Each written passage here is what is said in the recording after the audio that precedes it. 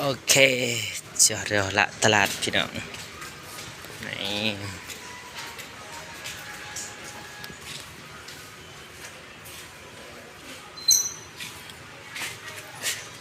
โอ้ พี่เกิดก็มาตลาดตลาดหลักซองพี่น้องที่จียอดก็ยอสักเวทซึ่งมา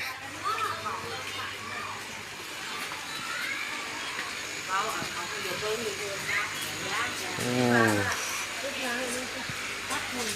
โอเคความ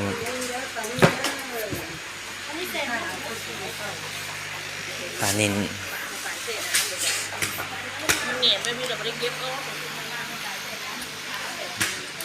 ตลาด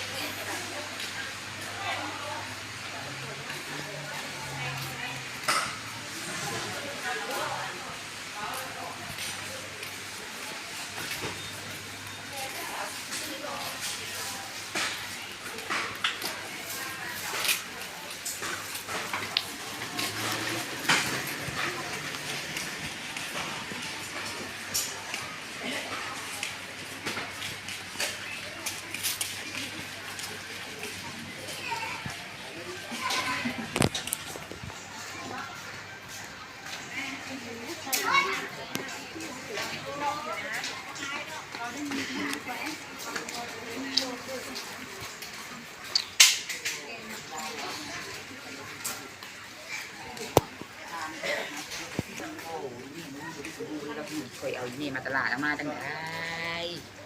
คนละว่าเดี๋ยวห้องเดี๋ยวห้องจะวิ่งเดี๋ยวนี้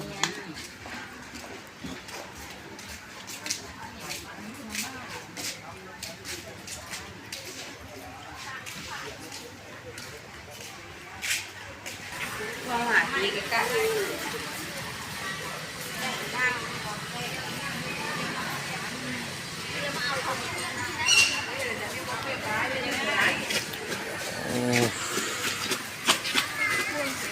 30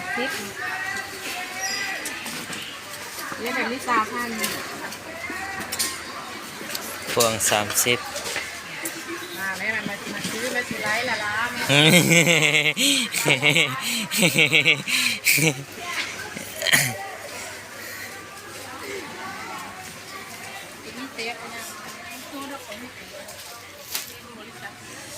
โอ้มากเลยก็คือ เปลสอองที่โอ้มากมายก็น่าก็เวทผัก5,000เอารถ10,000อันนี้ก็เปลสบายที่จีเดืองไอ้ลูกแจวพี่น้อง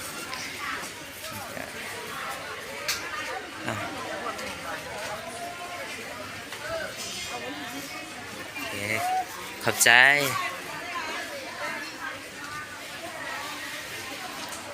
ก็แย่งภาษากำระจีเวทเมื่อมาแต่นั่นอำเนื่องแล้วเงียบมันจีเวทเมื่อ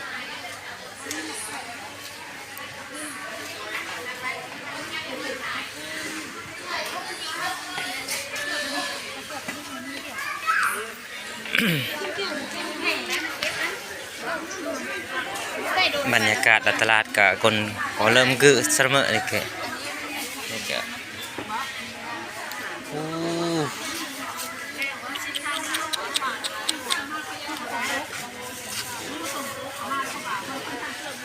ค่ายน่าได้แม่นี่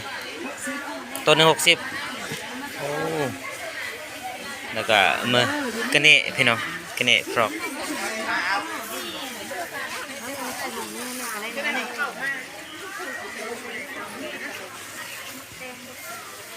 ว่าจะซื้ออย่างมากินซื้อผักบอกซื้อ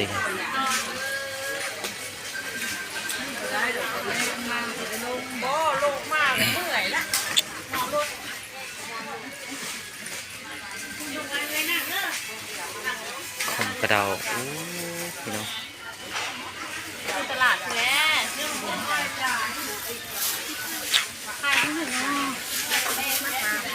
มัดเท่าไหร่10,000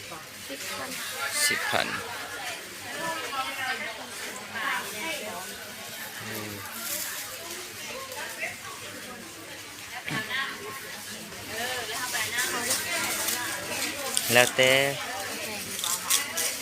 มาแปลงเลยบ่เอาบ่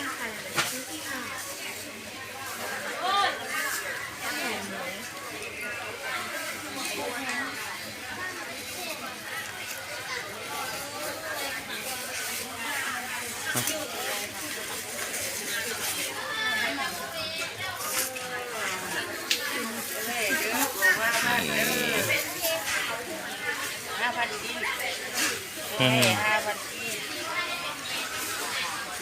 สวยยังก็กัน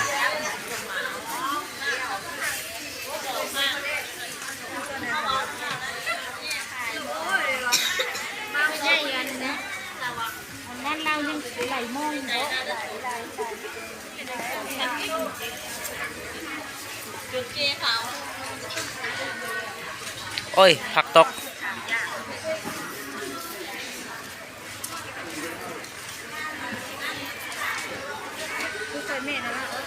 อืม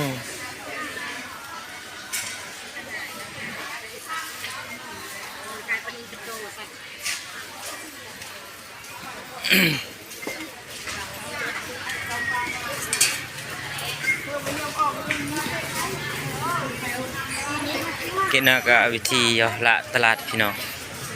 สิรอดเวลาไกลแหละ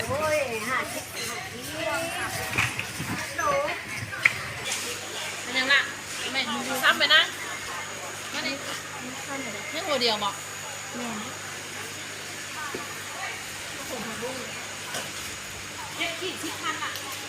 10,000อันนั้นดิ สุดแล้วแต่เจ้าจะเอาตัวใด 30ก็ได้เอารวมเดียว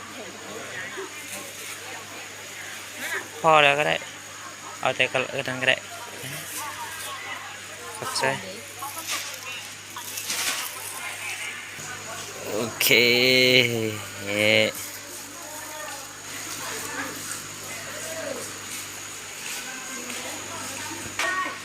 กุ้งปลาหมึกอู้คัก